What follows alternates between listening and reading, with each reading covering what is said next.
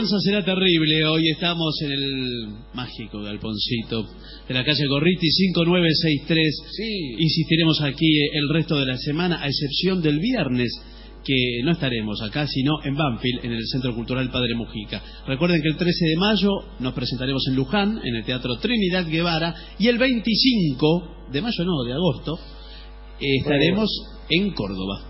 Bueno. Hablaremos hoy sobre datos concretos, geográficos y científicos sobre el diluvio. Recién un amigo me pedía una opinión política, yo le agradezco mucho que me la haya pedido, porque me la pidió además con mucho cariño y con mucho respeto, ¿no? Así que se lo agradezco. Yo, por mi parte, la respuesta a una pregunta que no mencionaré fue que yo realmente no estoy interesado en escuchar a nadie. No son momentos en que yo esté esperando que de ninguna boca salgan revelaciones, ni creo que son las revelaciones las que nos van a salvar. Me parece que a lo mejor habría que empezar a construir política, ¿no?, desde otro lado. Que venga alguien y le diga cosas. Ya ha sucedido demasiadas veces. Así que no creo que vayamos a escuchar nada nuevo, ni siquiera esto que yo estoy diciendo, desde luego. En último lugar. Hay algo curioso que vengo escuchando mucho en los medios en general, que se dice, se está hablando de política en todas partes, y no se está hablando en ninguna. En ninguna parte se está hablando de política, se está hablando pero hay una percepción. Policiales. Sí. Hay una creencia de que eso es hablar de política. No, eso no es hablar de política. Pero no importa, eso. Esto que hacemos no va a servir tampoco. Tampoco esto que viene ahora. Datos concretos, geográficos y científicos sobre el diluvio. En casi todas las partes de la Tierra hay antiguas tradiciones relativas a un gran diluvio. Un recopilador llamado André, ¿qué tal André? Quizás se llama Andrés, pero nosotros le decimos André. Estableció en 1891 la existencia de 63 leyendas.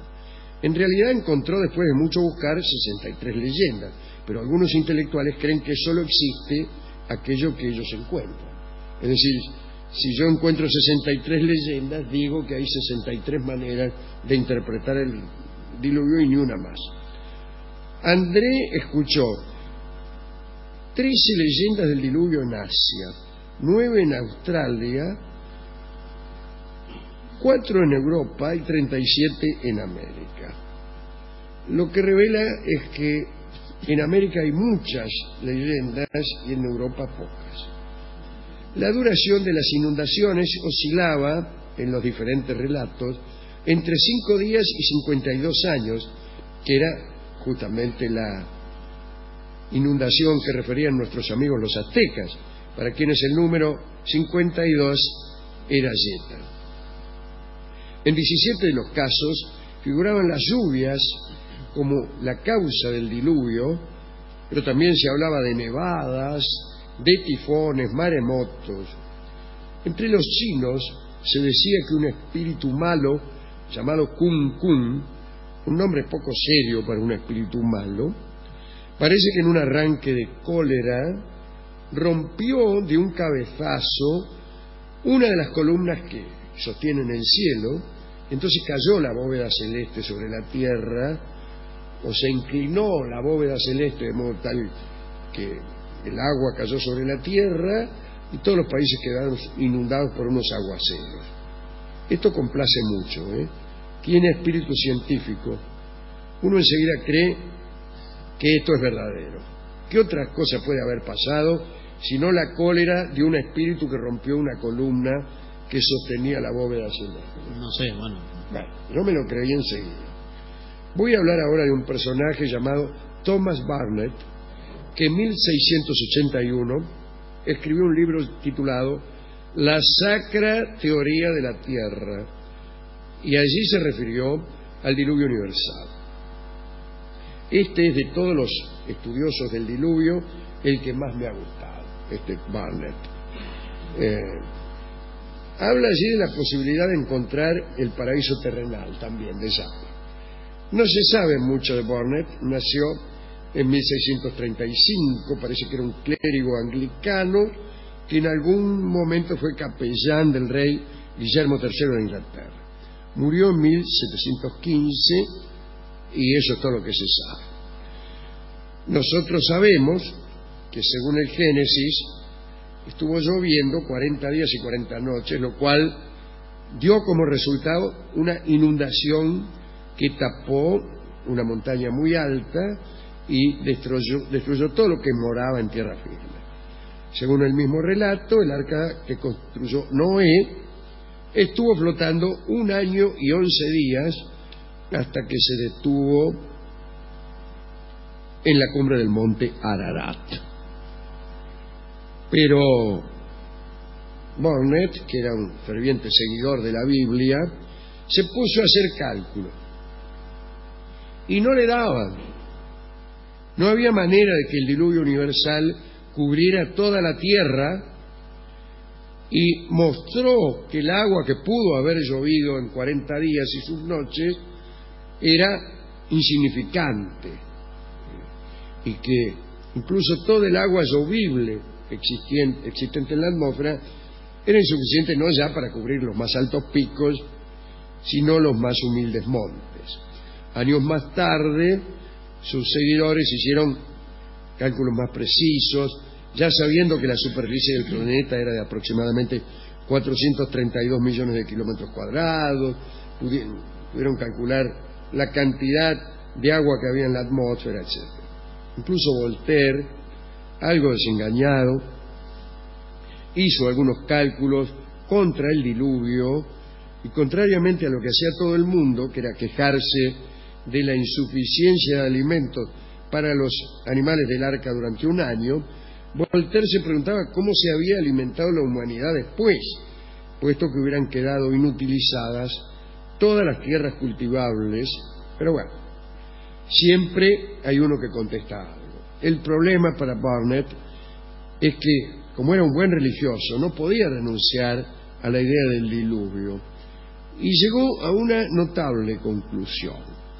Si el desastre no había caído de los cielos, es porque había irrumpido desde la profundidad. Tomando una idea de Descartes, conjeturó que en el momento de la creación la Tierra era una esfera perfecta, cubierta por una corteza de materia sólida y lisa, con los océanos fluyendo pero por debajo de la corteza. Un día la corteza se partió y ahí tuvo lugar el diluvio. Fantástico. Incluso compartió esta teoría, a la que él llamaba sacra, nada menos que con Newton. Empezaron a tener correspondencia muy interesante, discutían el problema de la creación en solo 6 días, y los dos decían que eran pocos días. Bien, Newton insistía en que la Tierra desde entonces giraba más despacio, y entonces los días eran más largos. Nuestro amigo Burnet también trataba de indicar la ubicación exacta del paraíso terrenal. Parece que estaba antes del diluvio en el hemisferio sur, debajo del Ecuador apenas, y resulta que era tan bueno el clima que allí se podía alcanzar una edad de 900 años, como por ejemplo Matusalén. Es por eso que uno se muere mucho antes de los 900 años, incluso esta noche. Es por el clima. Basta con salir a la calle para darse cuenta de que si hubiera buen clima todo el tiempo viviríamos 900 años. Bueno, el emplazamiento del paraíso ya lo habían buscado muchos. Aquí hemos contado la historia del preste Juan. El preste Juan había escrito al emperador de Bizancio y al Papa que el paraíso estaba situado cerca de sus dominios, a 3 días de viaje de no sé dónde. 3 días de viaje ¿en qué?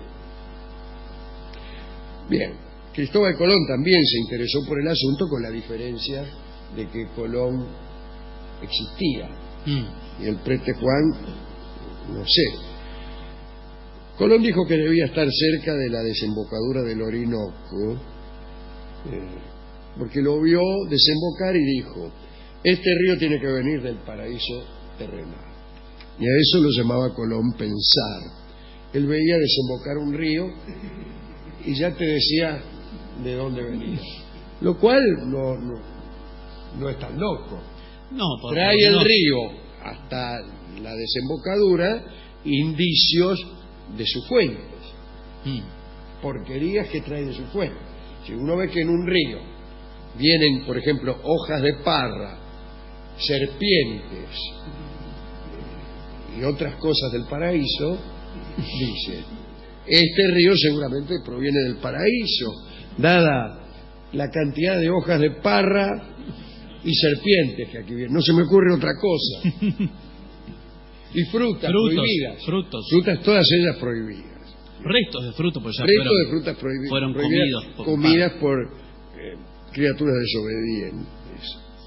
No hace mucho un inglés llamado Williams aseguró que el paraíso estaba entre los ríos Tigris y Éufrates, es decir, en lo que se llamaba la Mesopotamia, lo que hoy es Irak, que no parece ser un país muy paradisíaco que digamos, pero bien. En tal caso, la teoría del diluvio de Barnett era bastante débil, pero renunciar a los escritos bíblicos era una cosa difícil, y entonces este mito, digo, el de Barnett, el de la sacra teoría de la corteza que se rompe y deja pasar el océano, se fue modificando y así apareció la teoría del océano en retirada. El autor de aquella teoría fue todo un filósofo, nuestro amigo Leibniz. Me hace gracia porque están escritos mal todos los nombres de todas las personas posibles, con la excepción de Colón. Bien. Espera que me voy a fijar si tiene acento Colón. Sí. El colon. Bien. Nuestro amigo Leibniz es el de las mónadas, ¿no? Esta teoría fue el sustituto popular del diluvio, ¿no? Se hablaba de un gran océano originario que iba retrocediendo poco a poco, pero era difícil creer en esto, ¿no? Fíjese. ¿Dónde iba, por ejemplo, el agua? ¿Qué sé yo? Hay algunos puntos débiles. ¿De dónde había salido ese océano en retirada? ¿Dónde iba a parar el agua? No explicaba la existencia de los volcanes. Bueno, pero que toda teoría tiene que explicar la existencia. Pero aparecieron, digo esto de los volcanes porque por ahí aparecieron los plutonistas, que eran unos tipos que decían que todo tenía un origen volcánico, una teoría de fuegos infernales, de un mundo en perpetua formación, y también desafiaba la historia bíblica, ¿no? Pero un señor Houghton publicó estas ideas volcánicas en Escocia y fue acusado de ateo. Imagínense, ¿no? Bueno, voy a contar un pequeño dato que tiene algo de mítico y algo de verdadero. No está claro que el agua que inundó la tierra en el diluvio fuera agua atmosférica. Esta agua provenía de lo que llamaban, según la cosmología más frecuente de ese momento, aguas de arriba. Creían los hebreos que sobre la bóveda celeste había agua y que Dios, para generar el diluvio, había sacado una de las tapas de esa bóveda, que no era otra cosa que una de las estrellas llamadas Pléyades. Pero, oh curiosidad astronómica, en la época que se calcula que tuvo lugar el diluvio, es decir, allá por el tercer o cuarto milenio antes de Cristo, una de las Pléyades desapareció, dejó de verse. Seguro se trataba de una estrella que se había apagado y que había dejado posteriormente de hacerse visible. Y esa era la explicación que daban los hebreos, pero que coincide con la desaparición de una Pléyade. Extraordinario. Bien. Dedicamos esta charla a Thomas Barnett por especificar la ubicación exacta del paraíso, por tomarse el trabajo de calcular el agua exacta necesaria para cubrir la tierra, y también se lo dedicamos a las personas que sufren los diluvios y a los que no pudieron subir al arca en aquel diluvio. usted y yo hubiéramos estado entre los que se burlaban de Noé. Andá, estás haciendo un barquito. Tómatela, hace arca. Qué lindo barco, ¿eh? Y después todos se reían de arriba mientras nosotros, che, déjenlo subir.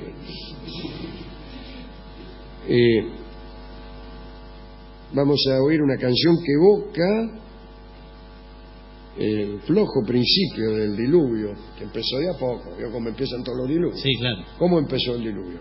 Con una garúa. Y ese es el nombre del tango que escucharemos ahora por Horacio Molina. Adelante.